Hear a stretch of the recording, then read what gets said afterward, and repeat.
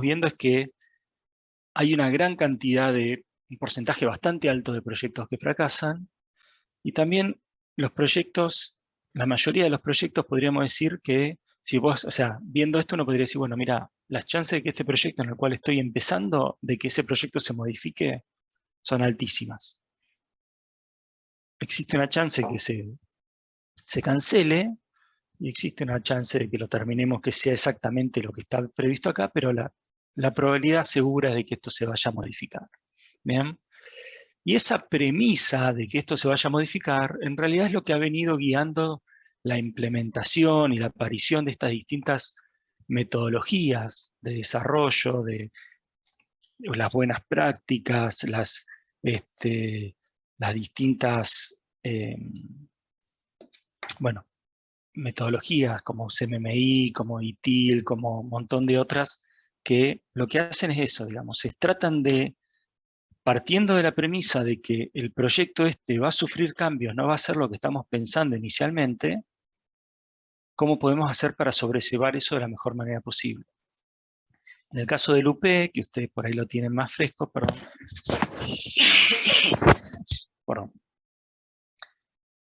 ¿se acuerdan que el UP tenía 4 fases? ¿Sí? En esas 4 fases, la primera era definir si valía la pena hacer el proyecto, ¿bien?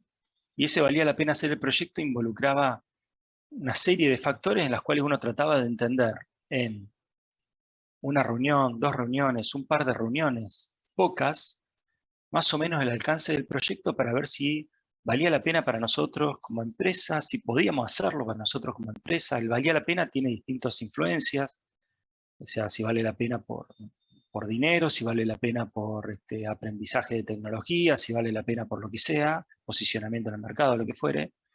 Entender eso, ¿bien? Era como la etapa principal, ¿sí? Y entender eso en un contexto en el cual yo no tengo todo el tiempo del mundo, porque entender eso no es algo que me lleve a mí, o sea, que alguien me paga a mí para ver si le voy a poder hacer el proyecto. Entonces, tengo que invertir un tiempo, ¿sí?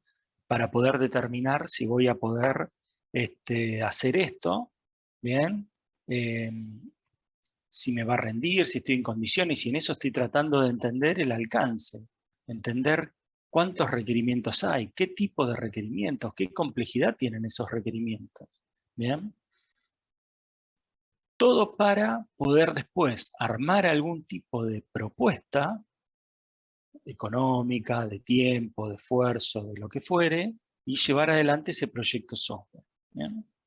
Entonces, con esto, básicamente lo que queremos resaltar es que los requerimientos son la base fundamental de todos los proyectos. ¿Bien? Y tiene sentido porque yo hago un proyecto software para dar soporte a determinados requerimientos. Pero la premisa que está por debajo de eso es que esos requerimientos, que son la base fundamental, tengo que tener 2 cosas. Primero, tengo que entenderlo claramente. Y segundo, tengo que estar dispuesto a que eso cambie. Porque la realidad es que no puedo entenderlo claramente. Tampoco puede necesariamente el usuario entenderlo claramente, ¿sí? Porque el requerimiento, ese pedido, esa necesidad, esa solicitud, ¿sí? No está clara. Yo a veces me doy cuenta que tengo un problema, pero no sé bien cuál es. Tampoco sé cómo resolverlo, ¿sí? Entonces, eso es lo que nosotros terminamos haciendo, tratando de entender el problema y viendo cómo resolverlo con las herramientas que nosotros tenemos. Que ese también es otra restricción.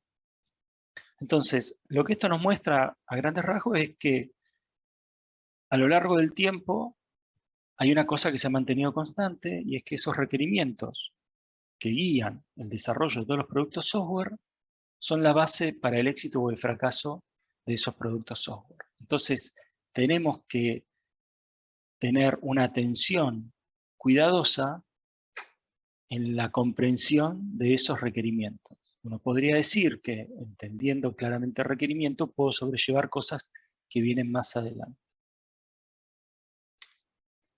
Bien, ¿se entiende más o menos la premisa hasta acá? Sí, sí, por ahora se entiende.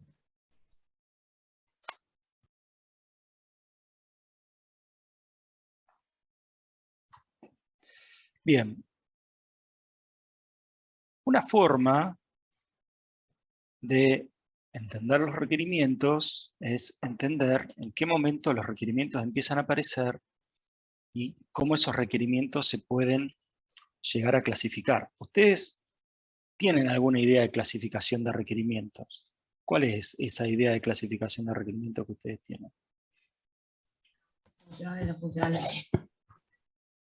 Perdón, no escuché. Funcionales y no funcionales. Perfecto, funcionales y no funcionales. ¿Cuáles eran los funcionales?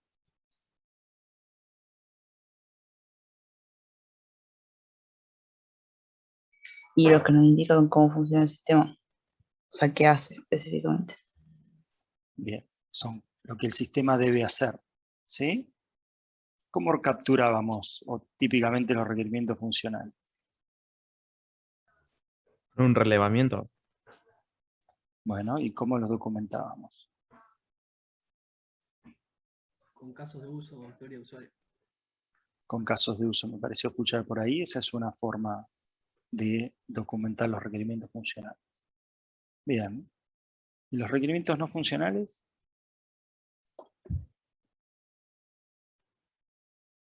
Son los que aportan calidad, sería.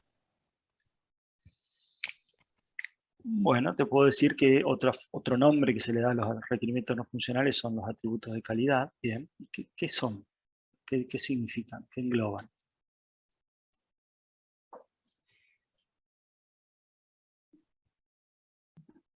Puede ser cómo quiero que funcione el sistema. O sea, Bien.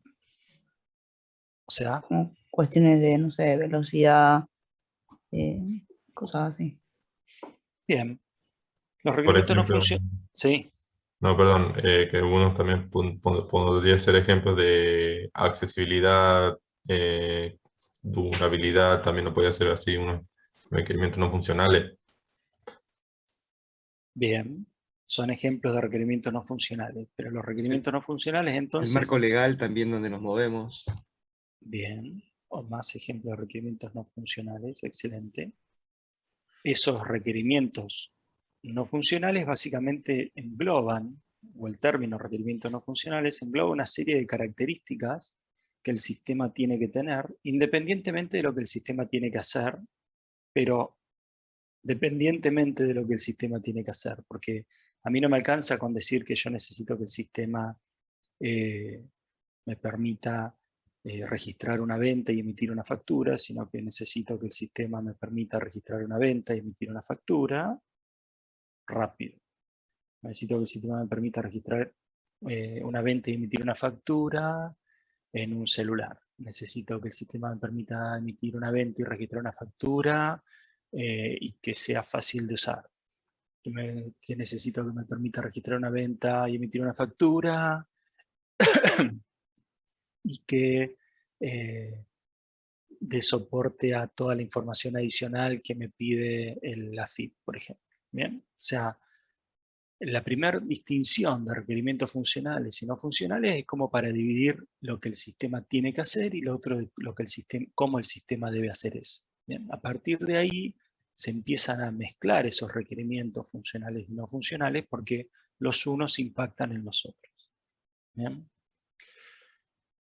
Entonces, empezamos ahora a hablar un poquito más de qué son los requerimientos y dijimos que por ahí servía tener alguna clasificación, ¿sí? Hay varias, las FURPS es una de las más conocidas, ¿bien? Y también están las FURPS más. Las FURPS básicamente lo que indican son las siglas de las distintas palabras en inglés, que a los yanquis les encanta armar siglas, ¿bien? Entonces, los tipos de requerimientos, lo que dice es los requerimientos funcionales, de usabilidad, de fiabilidad, de rendimiento, de soporte, y después, como le quedaba medio complejo, hicieron poner un más y poner de implementación, interfaz, operaciones, empaquetamiento y legales como una forma de categorizar los requerimientos. ¿Para qué me sirve a mí tener esta categorización de requerimientos? ¿Para qué me sirve a mí tener esta categorización de requerimientos? ¿Qué piensan? Me permite conocer, ampliar mi conocimiento respecto de el producto software que voy a desarrollar. Bueno, bien. También puede servir como una mejor documentación en los requerimientos para cuando tengan que hacer el proyecto software y también cómo influye en las distintas áreas. Bueno, bien. Para Trabajemos redondear un un poquito poquito, más. A ver. para redondear un poquito más lo que quería decir, me refiero a que todo el tema de comprender lo que vienen a ser los requerimientos me permite conocer mejor el producto que estoy desarrollando. O sea, Sí, entender eso. y producir y ajustarlo, digamos, a lo que realmente precisa el cliente, ¿no? Que muchas veces no coincide con lo que expresa oralmente nada más. Es mucho más Correcto, complejo. eso está perfectamente bien. Yo lo que estoy preguntando ahora es, digo, bueno, acá me dan una clasificación de requerimientos, ¿sí? Me dicen tipos de requerimientos y los clasifican. ¿Para qué me sirve a mí tener una clasificación? ¿Qué creen ustedes?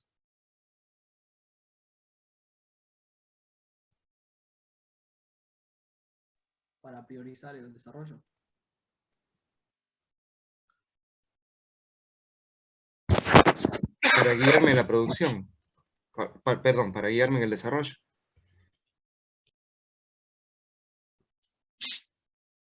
¿Cómo sería eso? Y me pareció escuchar priorizar antes también. ¿Cómo sería eso? Yo me refiero a que si cumplís con todos los criterios de los no funcionales, pero no cumplís con los requerimientos funcionales, como que no tenés nada del sistema. Bueno, sí, difícilmente uno pueda cumplir solamente con los... Claro, sí, tiene sentido. Si el software no hace los funcionales, no sirve, por más que sea hermoso. Sería un prototipo, digamos. ¿Bien? Yo te armo un prototipo de un sistema que emite una factura y te permite interactuar, qué sé yo, pero no la registra, no se informa a la FIP, qué sé yo, termina siendo un prototipo, es un juguete, digamos, no es un sistema. ¿Bien? O sea que la parte de funcionalidad tiene que estar sí o sí. Lo que yo mi pregunta es más básica, parece que ustedes me están dando demasiado crédito. Yo lo que les pregunto es, ¿de qué me sirve a mí saber de que yo los puedo clasificar de fiabilidad, rendimiento, soporte, implementación? Te permite saber si captaste todos los tipos de requerimientos que hay y no solamente una sola categoría. Bien, O tener sea, una categorización. asegurarnos, digamos, el desempeño, bueno, no sé la palabra técnica, ¿no? Pero sería como asegurarnos el desempeño óptimo, aceptable, del sistema en desarrollo. O sea, que cumpla Eso pasa con por lo otro lado funcional, con lo no que después funcional, vamos a ver. Eso pasa por con otro lado que después vamos a nos ver. aseguramos. Ah, claro, bueno. Pero, Daría porque, un marco teórico, por ejemplo. bien, está relacionado con lo que dijo la otra persona antes, que si yo tengo una categorización, por ejemplo, esa categorización a mí lo que me dice es que, che, hay requerimientos de estos tipos. ¿Bien? Los grandes, la historia, los grandes conocedores de antaño, alguien definió requerimientos y los clasificó en estos tipos de categorías. Entonces, si yo no tengo idea, estoy enfrentado a la nada de un nuevo proyecto, saber que existe esta categoría por lo menos me da un punto de inicio con decir, che, mira, acá hay cosas que se llaman requerimientos de usabilidad. ¿Bien? ¿Capturamos nosotros requerimientos de usabilidad? Acá me dice que hay requerimientos de implementación. Nosotros, eso existe. ¿Tenemos nosotros en nuestro proyecto capturados requerimientos de implementación? Entonces, eso por lo menos te sirve de guía para saber que, siendo que esto existe, vos por lo menos amerita que vos hagas un análisis para ver si eso impacta en tu proyecto. ¿Bien? Entonces, de mínima la clasificación a mí me sirve para entender o poder buscar mejor los requerimientos. Porque hay de este tipo de requerimientos existen en el mundo real. Ahora, en mi proyecto, si yo no encontré ninguno, puede ser porque realmente no aplique, pero tengo que haber buscado. Y si no sé qué cosas hay para buscar, ciertamente me va a saltar y me va a explotar en algún otro momento. Entonces, una clasificación de requerimientos sirve para eso. Después los requerimientos, yo voy a tener que trabajarlos y voy a tener que, entre otras cosas, priorizarlos, voy a tener que ver el grado de impacto que va a tener cada uno, pero la clasificación de requerimientos te permite de antemano saber qué es lo que está ahí y tener como una guía, ese marco teórico que mencionaba, como decir, bueno, mira, a mí la teoría me dice que existen estos tipos de requerimientos en todos los proyectos, tengo que ver si yo los encontré o no. ¿Bien? Para asegurarnos de que está cubierto.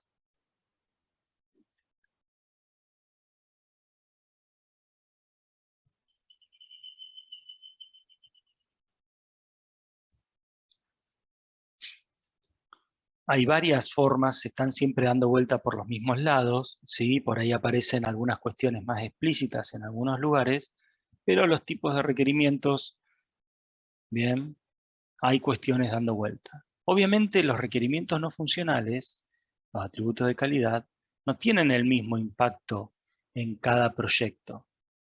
Es más, muchos sistemas se diferencian pura y exclusivamente en sus requerimientos no funcionales. Muchos sistemas son modificados, son reemplazados a partir de los requerimientos no funcionales. ¿Bien? Fíjense que los requerimientos no funcionales, si ustedes los relacionan con cosas que han visto en otras materias, son los que definen, o al revés, cuando yo defino la arquitectura, lo hago pensando principalmente en los requerimientos no funcionales. La definición de la arquitectura, que es tan importante para el desarrollo de software, que en el UP, por ejemplo, lo primero que se hace después de que se aprueba el proyecto es definir la arquitectura en la fase de elaboración, ¿sí? Lo primero que se hace es definir la arquitectura porque es la que va a terminar dando soporte a esos requerimientos no funcionales. ¿Bien? Entonces, los requerimientos funcionales, que son lo que el sistema tiene que hacer, y los requerimientos no funcionales, que son cómo el sistema lo tiene que hacer, son sumamente importantes. No puedo atender unos y no los otros. ¿Bien? Y después esta cuestión de que algunos requerimientos no funcionales impactan de distinta manera en distintos proyectos, pero a su vez algunos requerimientos no funcionales impactan de distinta manera en distintas partes del sistema. ¿Bien? Entonces tal vez, por ejemplo, un requerimiento de seguridad en algunos casos de uso sea mucho más importante, tenga mayor impacto que en otros casos de uso. Entender ese impacto, esa importancia relativa de cada uno de los requerimientos respecto de los otros, son lo que me va a permitir a mí construir un sistema más robusto. Fíjese que además los requerimientos no funcionales compiten entre sí muchas veces. Entonces, por ejemplo, un requerimiento de que el sistema sea rápido versus un requerimiento de que el sistema sea súper seguro y, por ejemplo, tenga que encriptar la información, van a estar compitiendo entre sí, porque el proceso de encriptado es algún agregado que tengo que hacer a mostrarte la información, encriptar y desencriptar. Entonces tengo que buscar un equilibrio para dar soporte a eso. ¿Bien? Una pregunta, profesor. Uh-huh. ¿Puede pasar que en la dinámica de desarrollo del producto software, cuando vamos justamente cumpliendo con los requisitos, por ejemplo, justamente lo que acaba de mencionar, ¿no? La velocidad y la seguridad, puede ser que tengamos que redefinirlos porque se van a realimentar también con los requisitos funcionales? ¿Cómo sería? No te entendí Claro, bien, por perdón. ejemplo, a medida que se escala, obviamente van a aparecer necesidades físicas de un hardware mucho más potente, digamos, ¿no? Y quizás Bueno, la pero, seguridad en algún momento ralentiza el desempeño. Entonces decimos, bueno, no, acá nos estamos equivocando, vamos a elevar aún más los productos físicos, digamos, que dan apoyo a este desarrollo. Entonces, es como que tuvimos que nivelar para arriba, o sea, de alguna manera replanteamos o redefinimos ese requerimiento, ¿no? No era tan así, sino era bueno, mucho más, por ejemplo. bien, algunas cosas. Si vos te vas dando cuenta de eso a medida que avanza el proyecto, cuando el sistema está implementado, yo te diría que vos fracasaste en la etapa previa. Bien, cuando vos definiste la arquitectura, la subestimaste respecto de lo que era. Entonces, ¿qué puede haber pasado ahí? ¿Se acuerdan cuando hablamos de testing, que hacíamos las pruebas de carga y todo eso? Bueno, si vos subestimaste la arquitectura necesaria, subestimaste el sistema, probablemente cuando deberías haber investigado cuánta gente iba a usar el sistema en forma simultánea, no lo hiciste. O tomaste valores erróneos, o te equivocaste. ¿Bien? Lo que vos estás planteando es decir, bueno, agreguemos hardware, es una forma de solucionar un problema que viene de atrás. Y es una forma de solucionarlo después, entonces es más caro. ¿Bien? Y tampoco necesariamente te lo va a terminar solucionando. Y tampoco necesariamente tu sistema le va a dar soporte a ese nuevo hardware. ¿Bien? Por ejemplo, algunas cuestiones como, no sé, algunos sistemas operativos no pueden reconocer más de X cantidad de memoria. Entonces vos a tu máquina le podés poner 256.000 GB de memoria RAM y el sistema operativo sigue trabajando con 32. El resto no sabe ni qué existe ni qué hacer. ¿Bien? Entonces, si vos estás en esa etapa, probablemente algo fracasó antes. Y la decisión de implementar, por ejemplo, más hardware, también tiene que estar pensada porque no necesariamente te va a solucionar el problema. ¿Bien? Entonces, antes de salir a comprar más hardware, habría que analizar si eso era realmente el problema. Si vos hiciste un buen análisis y entendiste cuál era lo de máxima, vos podés haber armado el sistema para decir, bueno, mira, vamos a hacerlo de manera tal que yo pueda ir escalando. Entonces, tal vez en vez de poner más hardware, lo que tenga, o sea, en vez de cambiar la máquina por una de más fuerza, pueda el sistema distribuirlo en distintas máquinas más pequeñas. O sea, tenés que pensar una solución arquitectónica que pueda dar soporte a eso que vos pensaste antes. ¿Bien? A la escalabilidad creciente, digamos, ¿no? A eso. Claro, pero tiene que haber surgido eso como una necesidad, como un Previa. requerimiento. Entonces, si no surgió, Perfecto. no tenés ninguna garantía de que tu sistema le pueda dar soporte a eso. Si vos alguien viene y te dice, yo necesito un sistema de facturación, ponele, ¿bien? O un juego, ¿verdad? Necesito que desarrollemos un juego.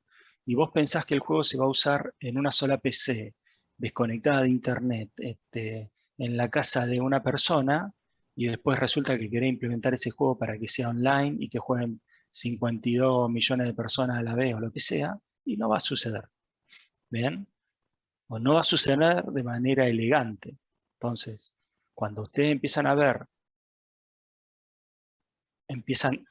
ver soluciones alternativas, como por ejemplo, mi sistema funciona en Internet. Sí, pero en realidad lo que funciona es sobre un escritorio remoto que se ejecuta en un servidor y en realidad el sistema sigue funcionando en Windows, no es un sistema que funciona en Internet. Es una solución que yo te puedo dar para que vos puedas usar tu sistema en Internet. Ahora, la realidad es que el sistema sigue funcionando en una PC. Cuando ustedes ven que en una PC abren una ventanita de OS con un sistema hecho en Clipper, en Fox o lo que sea, la primera versión dijeron sí, funciona en Windows. Y la verdad que no funciona en Windows. Funciona en un pedacito de Windows que le dice, bueno, esto es una ventanita en DOS. Entonces, esos son cosas, a ver, y en esos casos no es que necesariamente haya fallado. Lo que pasó fue que hubo un cambio tecnológico que no estaban preparados o el sistema no se había construido para eso, porque los sistemas no tienen que tener la obligación de dar soporte a todo lo que va a venir. ¿Bien? O sea, no es una obligación. Puede ser algo deseable, puede ser algo que estaría bueno, pero ciertamente tenemos que construir pensando en eso y tenemos que tener eso en cuenta. ¿Ok? Sí, justamente había pensado que en la obsolescencia también, complementando el concepto que nos está, que estamos comunicando de alguna manera, eso también determina, digamos, la obsolescencia del desarrollo en algún momento, ¿no? Porque uno dice, bueno, sí, pero no se puede emparchar toda la vida algo que ya es una tecnología vieja, ¿no? Sistemas de encode, Bueno, por ejemplo, en que una tiene que ver época, con por las ejemplo, migraciones. O sea, bueno, en algunos sí. lugares, a partir de cambios en la tecnología, se mantienen distintas máquinas que tal vez ahora están hasta virtualizadas, pero mantienen corriendo un sistema operativo obsoleto meramente porque hay determinados sistemas que funcionan ahí y no los pudieron cambiar todavía, porque hay todo un tema para cambiar los sistemas. ¿Sí? No es una cosa que, bueno, listo, ya está. ¿Bien? Entonces, y el cambiar el sistema que no sea fácil es un atributo de calidad. ¿Bien? Habla del mantenimiento, facilidad de mantenimiento, adaptabilidad. ¿Sí? Entonces, cuando ustedes se encuentran con algún problema difícil de resolver, el problema probablemente empiece más atrás de lo que ustedes creen, ya sea o en los requerimientos funcionales o en la arquitectura o requerimientos no funcionales. En el UP,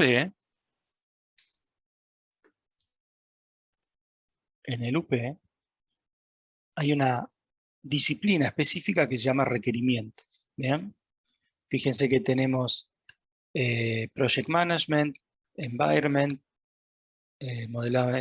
Business Modeling, Requirements, como las primeras disciplinas, si empezamos de arriba hacia abajo. Y si ustedes se fijan, se acuerdan que estas eran las fases, y hacia abajo en cada fase teníamos distintas iteraciones, y esto era el esfuerzo. Ustedes van a ver que en la primera fase, donde estoy pensando si voy a llevar adelante el proyecto, el mayor esfuerzo está acá. Está en gestión de proyectos es bastante constante en general. Recuerden que estos esfuerzos yo los voy a adecuar a mi empresa, pero esto es como un genérico. Voy a tener mucho de modelado de negocio para entender el dominio. Bien, voy a tener bastante de modelado de requerimientos o de captura de requerimientos para entender de qué estamos hablando. ¿Sí? Entonces me dice que el objetivo de esta disciplina es encontrar, comunicar y documentar lo que se necesita desarrollar realmente, ofrecer al desarrollador un mejor entendimiento de los requisitos del sistema, delimitar el alcance del sistema, bien, proveer la base para el planeamiento del contenido de las iteraciones y definir una interfaz del sistema con el usuario. Estos son como los objetivos a lo largo de todo el proyecto. ¿Sí? Y fíjense que está hablando de entender qué es lo que se necesita hacer, delimitar el alcance del sistema, eso implica saber qué es lo que vamos y qué es lo que no vamos a hacer. Bien, y sobre esa base habla de planificar las iteraciones. ¿Qué iteraciones está planificando? Las iteraciones de elaboración y construcción. Bien, o sea, en qué orden vamos y en qué orden vamos a atacar los requerimientos que vamos a ir haciendo en cada una de esas etapas. Hay una serie de artefactos que aparecen, que sirven a lo largo de todo el proyecto. Bien. El primero es el artefacto visión. El artefacto visión es un documento que aparece, o debería aparecer al principio, bien temprano, en el cual uno lo que hace ahí es un planteo de alto nivel de problemas y oportunidades, funciones incluidas y excluidas, stakeholders y usuarios, funcionalidad básica del sistema. ¿Qué es el documento visión? Lo que tiene en grandes rasgos es como el norte, ¿bien? Hacia dónde deberíamos ir. Es un documento que, si está bien desarrollado, me permite a mí después evaluar, a medida que va avanzando el proyecto, ver si todavía estamos en curso. Ahí están los grandes, o sea, los problemas suelen ser los motivos por los cuales te llaman, ¿bien? Para desarrollar un software o modificar un software o cambiar un software. Y las oportunidades son cómo resolver esos distintos problemas o qué cosas adicionales se podrían hacer a partir de esos problemas. ¿Bien? Acá impacta mucho las decisiones de la gerencia, del cliente, ¿bien? Los grandes rasgos, cuáles son hay que tratar de detectar cuáles son los objetivos claros de alto nivel, que es lo que quieren, porque después en realidad la gerencia te va a terminar evaluando para con esos objetivos. Finalmente, puede ser que en esta instancia surja tener una idea, ponele, de lo que sería conocer el total de ventas, tener más información clara sobre los totales de venta, la rentabilidad obtenida, ¿bien? Y para hacer eso vos vas a tener que hacer, no sé, 32 casos de uso diferentes. Pero esos 32 casos de uso diferentes tienen que dar soporte a ese gran requerimiento, porque después el gerente te va a preguntar por eso, por ejemplo. ¿Bien? Y cuando vos estés después analizando qué es lo que tenés que hacer, si tenés alguna duda y tenés el documento visión, podés recurrir ahí para terminar de entender si lo que te están pidiendo, lo que estás haciendo, sigue encauzado dentro de ese marco.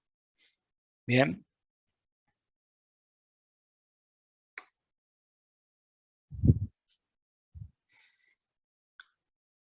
El otro documento que aparece es el glosario. ¿Bien? El glosario es un documento tipo un diccionario en el cual yo voy poniendo definiciones de términos que van apareciendo. Este documento puede aparecer al principio. Es muy útil porque si estamos haciendo, por ejemplo, un software para alguna industria específica que tenga términos muy específicos, los tengo que poner sí o sí. Pero muchas veces también estamos haciendo software más, digamos, normalito, si uno quiere, y resulta que en una organización, sobre todo cuando la organización es grande, le dan el mismo nombre a distintas cosas, o al revés, le dan distintos nombres a la misma cosa. Entonces, también puede suceder que el usuario le esté dando un nombre a algo que nosotros internamente conocemos de otra forma. ¿Bien? Entonces acá, en el glosario, la idea es ir poniendo las definiciones que van apareciendo para poder convalidarla con el usuario, para cuando alguien me menciona algo nuevo o algo que no conozco, poder chequear si era algo que ya existía o si me está hablando de la misma cosa que en el área de recepción es lo mismo que el comprobante que me están mencionando, es lo mismo que después me están hablando en la parte de facturación. ¿Bien? Ir detectando similitudes. O sea, el documento glosario lo que tiene es eso. ¿Sí?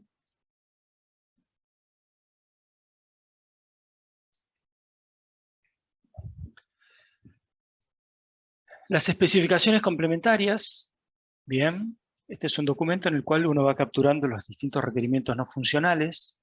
¿Sí? Típicamente se pueden ir documentando acá a medida que van apareciendo. Los requerimientos no funcionales suelen ir apareciendo como descolgados por ahí, ¿no? O sea, por ahí muchas veces aparecen por contraposición, como diciendo, bueno, el sistema que tenemos es muy lento, o el sistema que tenemos no nos permite hacer tal cosa, y esa tal cosa suele ser algún tema de algún atributo de calidad, ¿bien? O no hacerlo como nosotros queremos. Entonces, eso se pueden ir capturando. Después hay que cruzar esto con los requerimientos funcionales. ¿Bien? Después más adelante lo vamos a ver en algún momento. El otro documento que aparece es el modelo de casos de uso, ¿bien? Donde yo voy capturando los requerimientos funcionales. El modelo de caso de uso típicamente consta de dos grandes partes, donde yo tengo los distintos documentos, ¿sí? Donde son los casos de uso escritos en distinto nivel de detalle a medida que yo vaya avanzando en el proyecto, y tal vez podría llegar a tener el diagrama de casos de uso como un adicional, digamos. Lo que importa es el documento caso de uso y no el diagrama. ¿Bien? El diagrama me permite también ahí tener como una visión general, me sirve como índice tal vez de lo que va pasando. Cuando hablamos de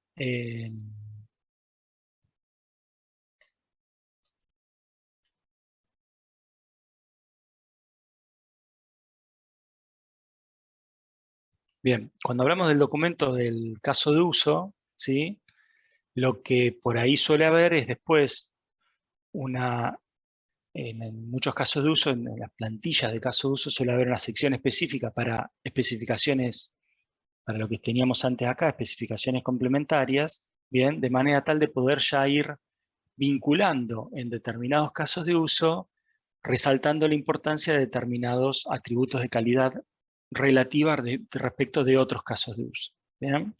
Por ejemplo, insisto con el de seguridad, que por ahí es el más visible, Yo por ahí no necesito que todo mi sistema sea súper seguro, tal vez solamente la parte del caso de uso que trabaja con la gestión de cobranza. Bien, o sea, en el carrito de compra tengo un nivel de seguridad medio y cuando paso a la parte de pagar, ahí tengo un nivel de seguridad alto. Bien, y tengo que reforzar la seguridad en ese aspecto, o en ese caso de uso respecto del resto de los casos de uso. Bien. Entonces, respecto a la disciplina de requerimientos, una cuestión dice se desarrolla a lo largo de todo el ciclo de vida del proyecto, y esto es en parte como reconocimiento y a raíz de eso de que dijimos antes, que los requerimientos cambian. ¿Bien? Si los requerimientos cambian, yo tengo que estar todo el tiempo evaluando, capturando, modificando o por lo menos determinando el impacto y el cambio de los requerimientos que vienen sucediendo. ¿Sí? Después vamos a ver que no es un cambio constante donde uno no sabe qué hacer, por eso la idea de gestionarlos, ¿sí? Y gestionar el cambio sobre todo. Una Y pregunta. después, sí. Disculpe, profesor. En un principio había hablado, y es para terminar de entender el concepto, que los requerimientos tienen que estar bien definidos, porque si no en una etapa posterior y vamos a tener problemas, lo que quería decir que hemos fracasado en el desarrollo del software. Sin embargo, si ya están definidos, quiere decir que están estabilizados, y parecería contradictorio con el primer ítem que dice se desarrolla a lo largo de todo el ciclo de vida. ¿No sería entre las etapas tempranas nada más? ¿Qué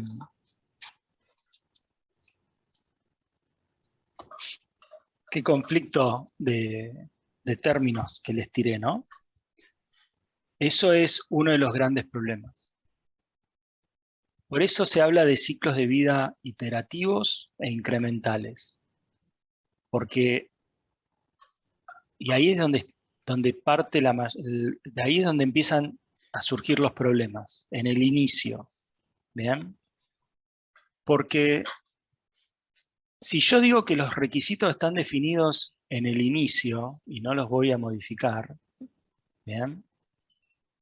Estoy cayendo dentro de lo que sería un proceso del tipo cascada. Y nosotros hemos visto que los procesos tipo cascada han fracasado. ¿Por qué? Y porque decíamos al principio lo que íbamos a hacer, nos íbamos y volvíamos y lo entregábamos. Lo que está fallando ahí es el entendimiento de que esa definición de requerimientos del principio, independientemente que yo haya puesto la mejor onda, el mayor esfuerzo, puede estar errada, porque el cliente, aquel que me estaba diciendo a mí los requerimientos, no lo tenía del todo claro. ¿Bien? Entonces tenemos esta complejidad de decir, che, yo necesito definir los requerimientos para avanzar, porque si los requerimientos están mal definidos, lo que haga después va a estar mal. Si yo me equivoqué en el requerimiento y después lo pasé a desarrollo y después lo pasé a programación y después lo pasé perdón, quise decir, dice el análisis, después lo pasé a desarrollo de programación y después lo testé y ahí descubrí errores o lo que sea, o no era lo que la persona quería, todos esos pasos los hice de más, los pagué, los hice de más, tengo que volver a hacer de cero. Eso también algo habíamos hablado respecto de la corrección de errores cuando hablábamos de testing. Entonces tenemos esta incongruencia, ¿no? De decir, che, los requerimientos tienen que estar bien definidos para que yo pueda avanzar, los requerimientos cambian. ¿Bien? Y entonces ahí es donde empieza a surgir y uno empieza a entender mejor por qué estas metodologías ágiles, por qué las metodologías de procesos iterativos, por qué las metodologías donde van haciendo incrementos, ¿sí? Porque reconocemos que la verdad es que no podemos definir los requerimientos al principio. Y ahí surge otro tema, y es el siguiente. Si vos estás desarrollando un sistema para un cliente inmaduro, y vos también podés ser una empresa inmadura, y el cliente no entiende que los requerimientos van a cambiar, entonces lo que termina pasando es que vos decís, bueno, vamos a hacer ABC, estimo en hacer ABC, salen $1000, y después a lo largo que arranca el proyecto, ese ABC se cambia, es ABCDE, porque no nos dimos cuenta, porque qué sé yo, y después el cliente no te quiere pagar más de $1000, entonces vos le terminás diciendo, bueno, te hago ABC y morite, y le querés cobrar solamente los $1000, y entonces empiezan a surgir los problemas. Por eso también cuando hablamos de desarrollos ágiles, de metodologías, decimos que no lo podemos aplicar siempre. ¿Por qué? Porque el cliente también tiene que tener un nivel de madurez, porque que yo te aplique una metodología ágil quiere decir, entendemos que tenemos que hacer algo que inicialmente es ABC, pero sabemos que hay más cosas dando vuelta. Vamos a empezar con una primera etapa que va a durar X tiempo, y después a partir de ahí vamos a ir evaluando. Entonces yo no te puedo decir cuándo vamos a terminar, te puedo decir cuándo vamos a terminar esta etapa, en un mes. ¿Bien? Ahora, en ese mes vamos a ir trabajando sobre esto. Eso que vamos trabajando está definido. ¿Bien? Y vamos a tomar un poco más de esfuerzo en tratar de hacer la mejor definición posible. ¿Sí? Ahora, aún así, puede pasar que después de que, a medida que vayan surgiendo otros requerimientos, nos veamos obligados a reevaluar A, que era lo primero que habíamos hecho. ¿Bien? Por eso también la disciplina de requisitos se desarrolla a lo largo de todo el proyecto. Porque voy definiendo, voy detectando cambios y voy definiendo. Y otro motivo por el cual se desarrolla a lo largo de todo el proyecto, otra forma de decir algo similar, es decir, che, al principio dijimos que había algo que tenía este título. Sabíamos que tenía este título, habíamos hecho como un análisis inicial de decir esto iba a ser medio complejo, qué sé yo, y lo íbamos a atacar más adelante. Entonces el análisis profundo de ese requerimiento lo vamos a hacer más adelante. ¿Bien? Esa premisa está siempre dando vuelta. En sistemas, a nosotros nos piden todo el tiempo que hagamos una estimación para fijar determinados valores que la realidad es que son infijables. Entonces, si vos querés realmente que yo te defina algo que no vaya a cambiar, tengo que meter más tiempo en la parte de requerimientos. Entonces, la etapa de inception no puede durar 2 semanas o 1 semana. Tiene que durar un mes, donde yo tengo que hacer un montón de análisis o suficiente análisis para poder tener un determinado nivel de completitud. Y eso se ve en determinados proyectos, ¿bien? Donde hay que definir de antemano algunas cosas. Después empiezan a surgir los compromisos y un montón de otras cosas en el medio. Pero esa es la realidad. Necesito definir requerimientos para avanzar, los requerimientos cambian. Las buenas prácticas, lo que vean en CMMI y en distintas otras metodologías, apuntan a que el soporte para tu organización permita trabajar sobre esos principios. Los requerimientos cambian. ¿Bien? Por eso, en el UP, por ejemplo, cuando define la arquitectura, solamente define la arquitectura. Dice, bueno, entendiendo que estos son los requerimientos más importantes, este es el trasfondo, tengo este documento visión que da soporte, los requerimientos de alto nivel, independientemente de lo que pueda venir más adelante, sobre esta arquitectura tenemos que trabajar para poder dar soporte a eso que va a venir después.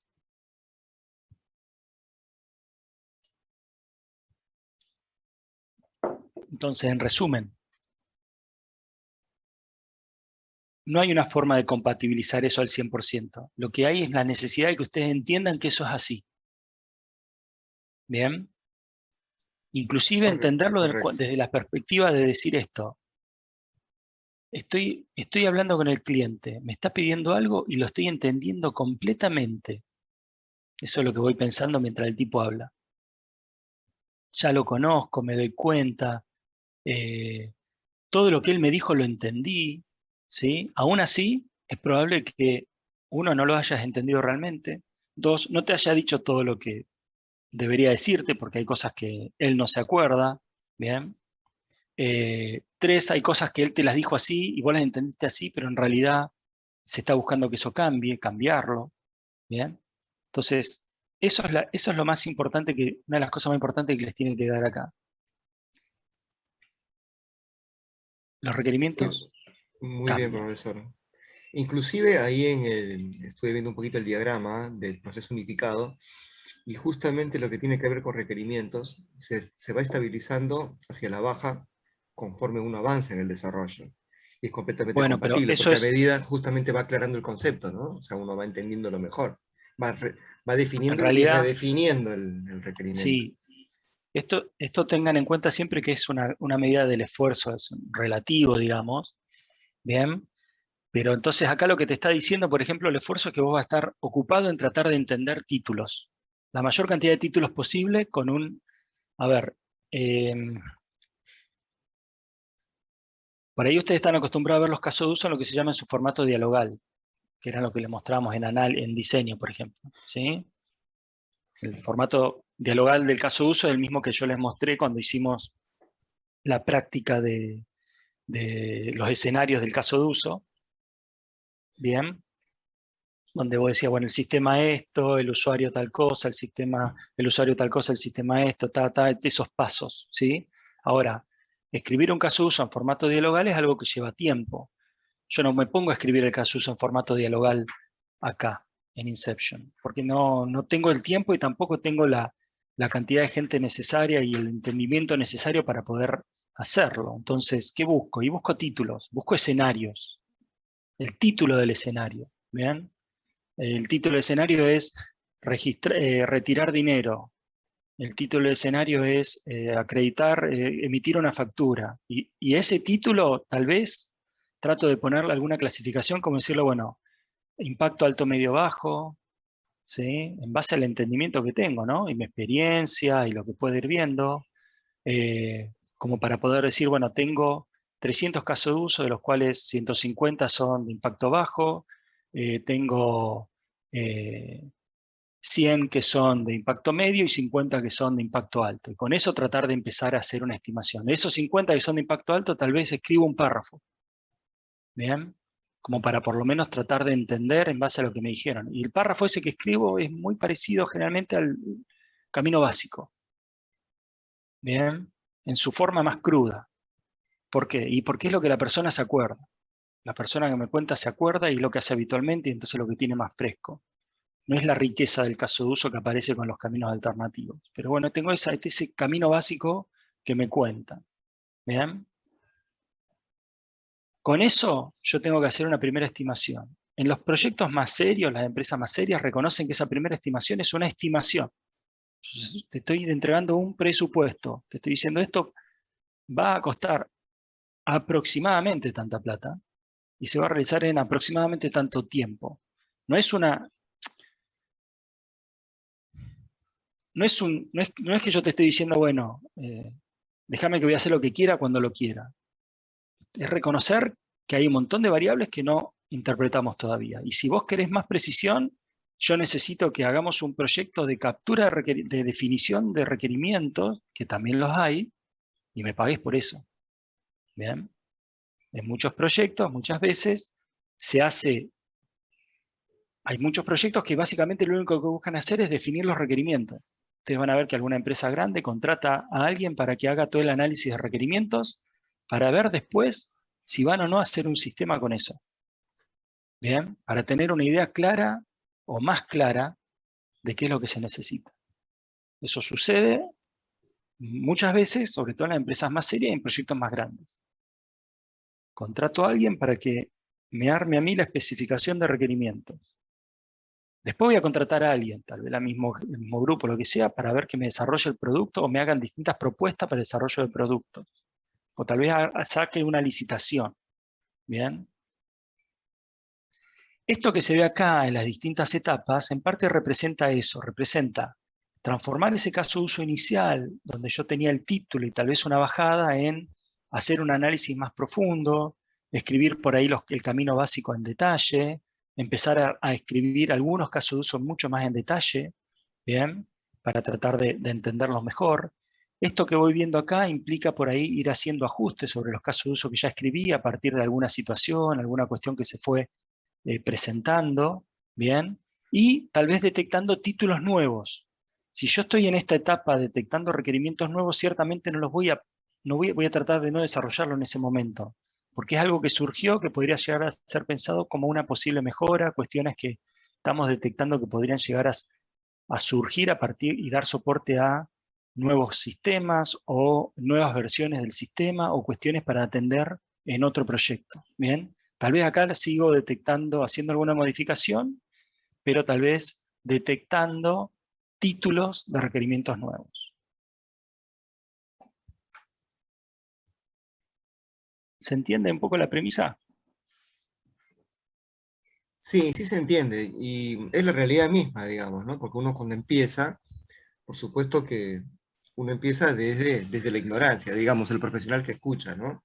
La necesidad del cliente, y luego se va empapando con la misma y va formulando y reformulando sobre la marcha, que en un principio justamente va a requerir mayor esfuerzo, y se va a estabilizar a la baja conforme uno va avanzando en el proceso de desarrollo, justamente. Exactamente. Típicamente,